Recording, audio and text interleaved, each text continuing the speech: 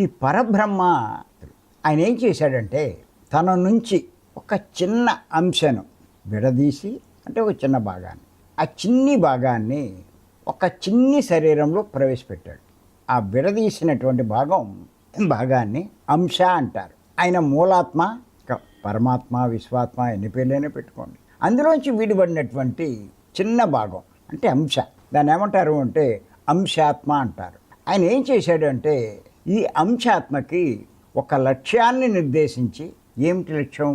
నువ్వు కూడా నాలా ఎదగాలి, సృష్టికర్త కావాలి, నేను చేసినట్టుగా అన్ని పనులు నువ్వు చేయగలగాలి, ఆ స్థాయికి నువ్వు ఎదగాలి అని చెప్పి ఈ చిన్ని అంశని ఒక చిన్ని శరీరంలో ప్రవేశపెట్టాడు. అప్పుడు ఆ శరీరంలో ప్రవేశించాక, అంటే ఆ జీవుల్లో ప్రవేశించాక అది జీవాత్మ అయింది, జీవుడు అని కూడా పిలుస్తూ ఉంటారు. ఈ శరీరంలో ఉన్నటువంటి ఈ జీవుడు ఎవరో కాదండి, ఆ దేవుడి నుంచి విడిపడినటువంటి భాగమే. మీరు చూడండి, ఒక తల్లి గర్భంలోంచి పుట్టినటువంటి శిశువు ఇంచుమించు తల్లిలాగే తయారవుతుంది. తల్లి చేసే పనులన్నీ చేస్తుంది.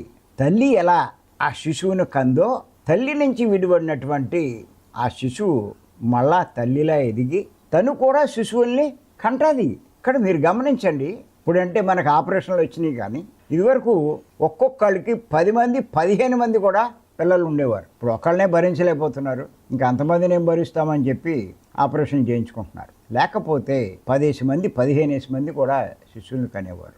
మళ్ళా వాళ్ళు ఎదిగి వాళ్ళు కూడా ఇలాగే తల్లి ఏం చేసిందో ఆ పనులే చేస్తారు. అలాగే ఆ మూలాత్మ నుంచి విడిపడినటువంటి ఈ అంశాత్మలు మళ్ళా జ్ఞానాన్ని పెంచుకొని, జ్ఞానం సంపాదించుకొని పూర్ణ జ్ఞానులై చివరికి వాళ్ళు కూడా ఆ సృష్టికర్తలాగే వాళ్ళు సృష్టి చేస్తూ ఉంటారు.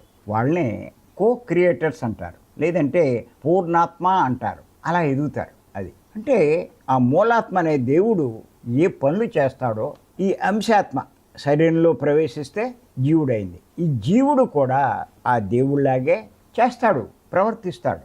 అందుకే రెండో రత్నం ఏంటి అంటే ఈ జీవుడే దేవుడు. ఇది సంపూర్ణ అవగాహన ఉన్నట్లయితే ఇది మనకి అర్థమవుతుంది, ఇతరులకు కూడా అర్థమయ్యేటట్టు చెప్పగలం.